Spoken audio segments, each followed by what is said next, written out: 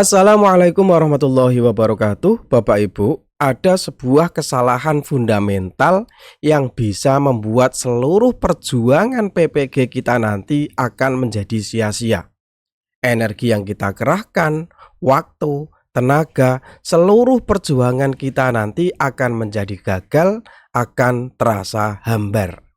Tapi ini bukan tentang lulus atau tidak ya Bapak Ibu, tetapi justru ini terjadi ketika kita nanti sudah berhasil, sudah mendapatkan sertifikat dan sudah menerima hak profesional kita. Lalu apa kesalahan fundamental ini? Mari kita bedah bersama persoalan ini dari hati ke hati.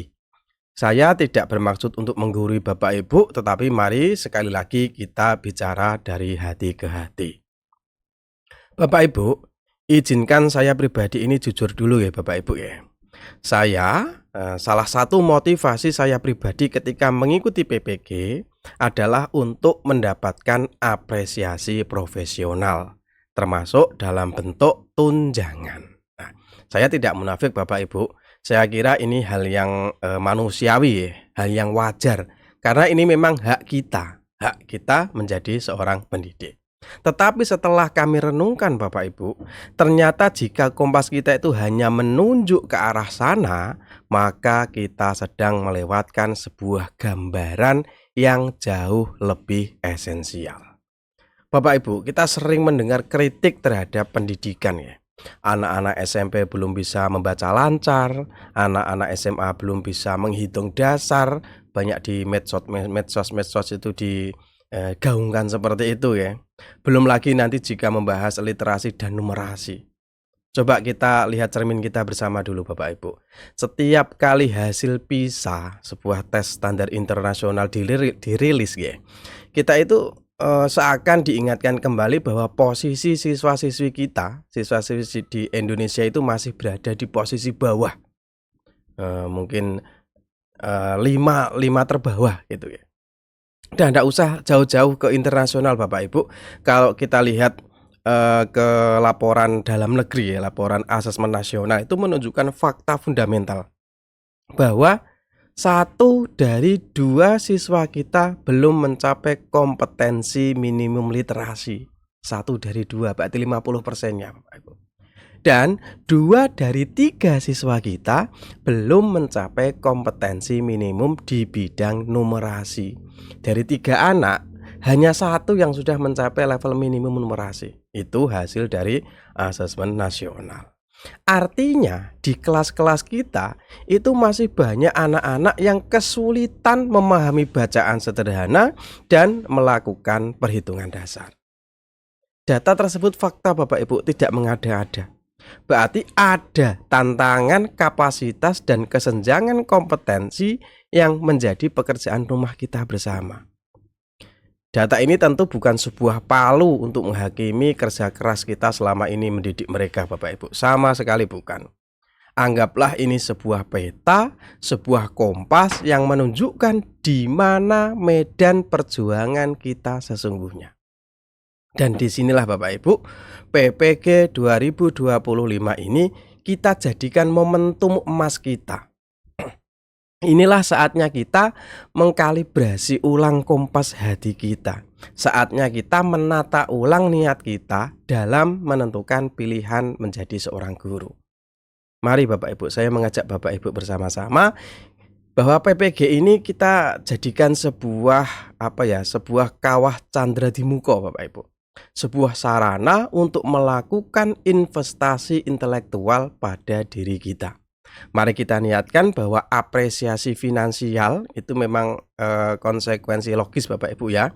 Buah yang akan matang dengan sendirinya saat pohon kapasitas profesional kita tumbuh subur.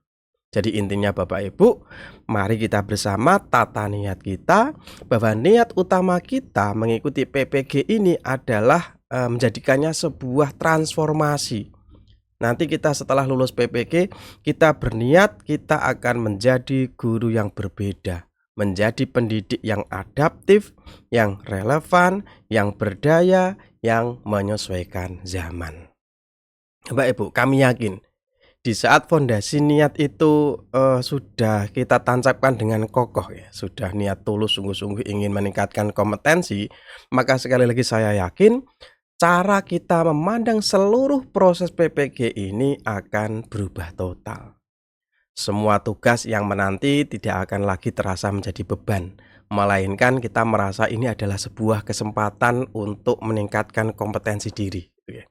Memahami isi modul yang padat yang banyak itu bukan lagi menjadi siksaan, tetapi menjadi sebuah tantangan intelektual yang menarik, gitu ya.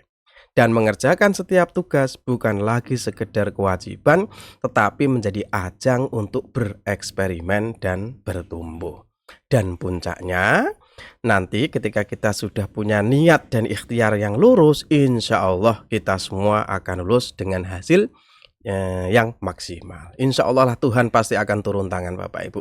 Kemudahan, keberkahan insya Allah akan menghampiri kita. Ketentraman akan selalu mengiringi hari-hari kita. Amin. Allahumma amin.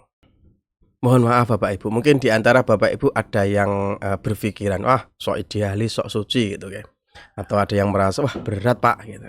Bapak Ibu, kami selalu percaya bahwa di dalam diri setiap guru Indonesia ada potensi yang luar biasa yang hanya butuh dipantik saja Bapak Ibu. Sekali lagi, kita jadikan momentum PPG ini untuk memantik potensi diri kita semua. Mari kita bayangkan sejenak visi kita setelah PPG ini tuntas Bapak Ibu. Kita akan menjadi seorang guru yang berbeda. Guru yang mampu mengubah beban administrasi menjadi sebuah proses kreatif yang menggairahkan. Merancang RPP menjadi aktivitas menyusun skenario petualangan ilmu. Menciptakan media ajar interaktif yang membuat siswa terpukau gitu ya. Menyusun soal HOTS yang benar-benar memantik nalar siswa. Semua itu kita lakukan dengan strategi yang cerdas, termasuk memanfaatkan teknologi secara bijak sebagai asisten pribadi kita. Salah satunya nanti adalah dengan AI. Tunggu dulu Bapak Ibu. AI itu bukan bicara tentang kecurangan ya Bapak Ibu. Kita luruskan persepsinya dulu. Kecurangan itu adalah ketika kita mencontek jawaban teman, kita download dari Google lalu kita upload, itu nyontek Bapak Ibu.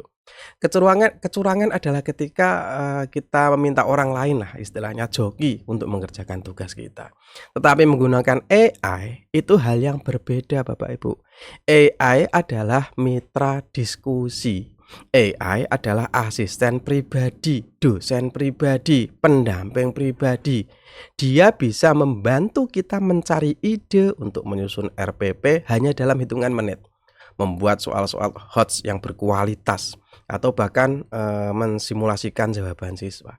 Tetapi ingat prinsip kuncinya, AI tidak akan pernah bisa memberikan jawaban yang bermakna jika kita sendiri tidak memiliki kompetensi untuk bertanya, gitu ya.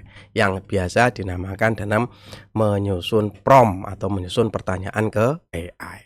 Karena AI itu hanya alat, kualitas hasilnya itu bergantung penuh pada kualitas pemikiran kita sebagai pemakainya. Dan manfaat menggunakan AI ini nanti bukan hanya untuk PPG saja Bapak Ibu ya, tapi justru ini adalah bekal saat kita lulus nanti untuk bisa menguasai siklus profesional secara utuh. Jadi Bapak Ibu, melalui channel ini nanti kami akan mencoba untuk memberikan tips-tips yang mudah, yang cepat untuk proses PPG ini. Tentunya dengan memanfaatkan AI secara etis. Gitu ya Bapak Ibu ya. Terima kasih Bapak Ibu, selamat berjuang, selamat bertransformasi. Semoga kita mendapatkan semangat yang utuh, mampu menata niat kita yang lurus Bapak Ibu ya, yaitu untuk meningkatkan kompetensi kita sebagai guru.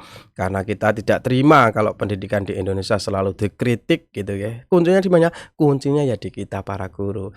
Kalau kita nanti lewat PPG ini mampu bertransformasi, mampu meningkatkan kompetensi dengan baik, maka insya Allah pendidikan di Indonesia akan semakin baik.